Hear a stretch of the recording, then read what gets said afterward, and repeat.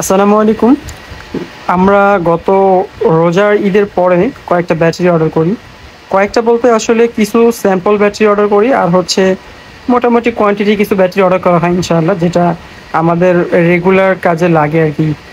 So তারই ধারাবাহিকতায় আসলে এইখানে অল্প কিছু ব্যাটারি আমাদের টেস্টের জন্য আসে, যেগুলো আমরা ইনশাআল্লাহ টেস্ট করে তারপর রেজাল্ট ভালো পাইলে এই ব্যাটারিগুলো হয়তো আমরা ভবিষ্যতে আনতেও পারি, নাও আনতে পারি। যদি রেজাল্ট খুবই ভালো হয় তাহলে অবশ্যই আনবো। আর যদি রেজাল্ট ভালো না হয় সেই ক্ষেত্রে তো আসলে আনার কোনো মানে হয় না।